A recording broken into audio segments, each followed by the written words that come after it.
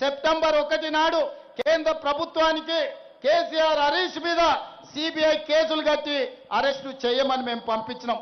కిషన్ రెడ్డి గారు అంతకుముందు అన్నారు, మాకు ఇవ్వండి సిబిఐకి 48 గంటల్లో తండ్రి కొడుకులను చెర్లపల్లి చెంచల్గూడ జైలుకు పంపిస్తామని.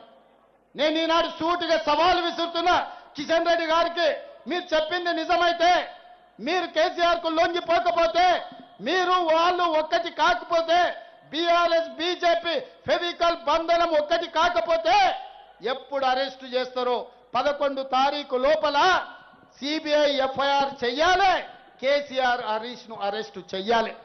ఇదే కాదు, కేటీఆర్ ఫార్ములా ఈ రేస్ పేరు మీద కార్లు తిప్పి కాంట్రాక్ట్ ఇచ్చి ఎలక్టోరల్ బాండ్స్ 50 కోట్లు కంపెనీ నుంచి వసూలు చేసిండు.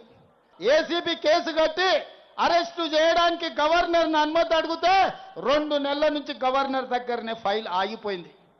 మరి నేను ఇవాళ అడుగుతున్న కిషన్ రెడ్డిని, కేంద్ర మంత్రి మీరు ఎందుకు కేసీఆర్ హరీష్ ను కాళేశ్వరంలో కార్ల రేసుల్లో కేటీఆర్ ను అరెస్టు చేయడానికి మీరు ఎందుకు అనుమతిస్తలేరు? మీ చేకడు ఒప్పందం ఏంది? మీ గూడు పుటానేంది? ఈ ఎన్నికల్లో మీరు ఆత్మహత్య చేసుకొని బీఆర్ఎస్ ను గెలిపించాలని కుట్ర చేస్తలేరా? అంటే ఎంత అజ్ఞాని రేవంత్ రెడ్డి అని చెప్పడానికి ఇది ఒక ఉదాహరణ. ఫార్ములా ఈ కేసులో ప్రాసిక్యూషన్ కి అనుమతి కోరిండ్రు గవర్నర్ను. గవర్నర్ ఇప్పుడు అనుమతి ఇచ్చిండు. ప్రాసిక్యూషన్ కి అనుమతి ఇచ్చుడు అంటే ఏంది? నన్ను ప్రాసిక్యూట్ చేయమనే కదా. ఇక మళ్ళీ ఛార్జ్ షీట్ వేసినాక మళ్ళీ ఆయన దగ్గరికి ఎందుకు పోవాలి? అసలు విషయం లేదు కాబట్టి, ఛార్జ్ షీట్ లో అసలు విషయమే లేదు కాబట్టి, అదొక తుపేలు లొట్టపీస్ కేసు కాబట్టి దాన్ని ఏం చేసిండు? తీసుకుపోయి మళ్ళీ గవర్నర్ దగ్గర పెట్టిండు. దమ్ముంటే రా, అరెస్ట్ చేయి, నేను వద్దంటున్నా. ఏం చేసిందో తప్పు, రా ముంగటికి రా.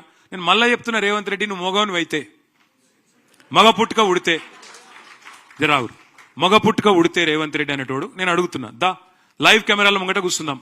నాకో లై డిటెక్టర్ టెస్ట్, నీకో లై డిటెక్టర్ టెస్ట్ పెట్టుకుందాం. ఏసీబీ ఎంక్వైరీ నీ మీద ఉంది, నా మీద ఉంది, ఇద్దరం అది పెట్టుకుందాం, కూర్చుందాం.